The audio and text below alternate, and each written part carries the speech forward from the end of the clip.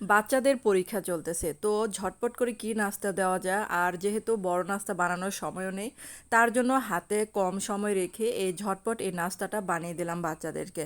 আসসালামু আলাইকুম সবাইকে, কেমন আছেন সবাই? আশা করি তো ভালো আছেন। আলহামদুলিল্লাহ আমিও ভালো আছি আপনাদের দোয়ায়।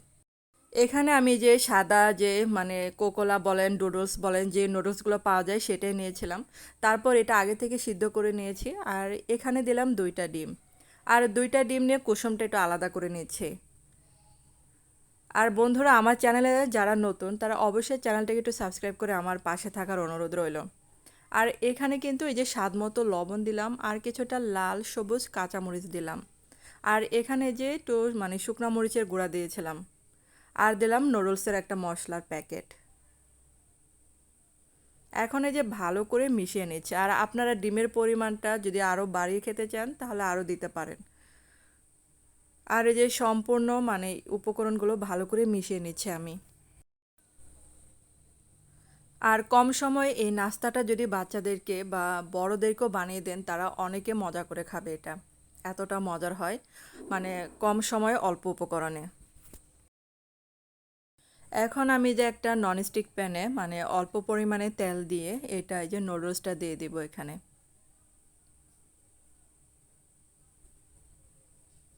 আর নুডলস কিন্তু খেতে আমার দারুণ দারুণ ভালো লাগে। আর নুডলস দিয়ে নাস্তা করতেও কিন্তু বেশি ভালো লাগে। আমি নতুন নতুন রান্না দেখলে বানানোর চেষ্টা করি নুডলস দিয়ে, খাবার বানানো।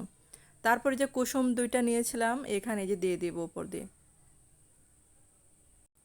আর আমার কাছে মনে হলো যে এটাই অনেক ঝটপট এবং সহজ একটা নাস্তা। তো যখন সময় থাকে না তখন এটা বানিয়ে দিতে পারেন। আর উপর দিয়ে আবার কিছুটা এই যে কাঁচামরিচ দিয়ে দিলাম। তো এখানে আপনারা বাচ্চারা যদি দেন তাহলে ঝালটা কম বেশি বাড়িয়ে দেবেন।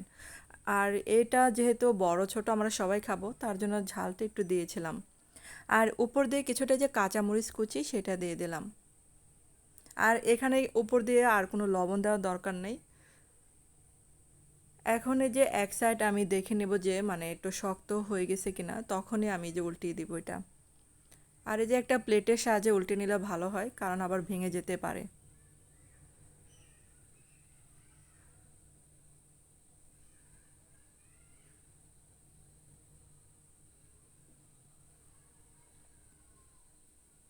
আর নাস্তাটা এদিক দিয়ে বেশি ভাজবো না, এরকম বাদামি করব না। অল্প কিছুক্ষণ রেখে আমি নামিয়ে ফেলবো এটা। তারপরে যে হয়ে গেছে তো আমি এখন নামিয়ে ফেললাম এটা। এই যে আমার নাস্তাটা রেডি। কেমন হলো বন্ধুরা অবশ্যই কমেন্ট করে জানাবেন। তো ঝটপট আমার কাছে মনে হলো এই নাস্তাটা বানিয়ে দিয়ে আজকের রেসিপি শেয়ার করি আপনাদেরকে। আর বাচ্চাদের দিয়েছি এটা কম সময় বানানো। যেহেতু বাচ্চাদের পরীক্ষা চলতেছে আমার এখন সময় পাচ্ছি না কোনো রেসিপি, বড় রেসিপি করার। তার জন্য ঝটপট করে এই রেসিপিটা শেয়ার করলাম আপনাদের মাঝে। আর আমার মতো হাতে কম সময় যাদের থাকবে তখন এই নাস্তাটা বানিয়ে দিতে পারেন। এখন এই যে আমি পিৎজার মতো করে আমি কেটে নিচ্ছি। তো দেখতেই পারছেন কতটা লোভনীয় আর মজার। আপনারা চাইলে এটা ম্যাগি নুডলস দিয়েও করতে পারেন। তো ধন্যবাদ সবাইকে এতক্ষণ আমার ভিডিওটা দেখার জন্য।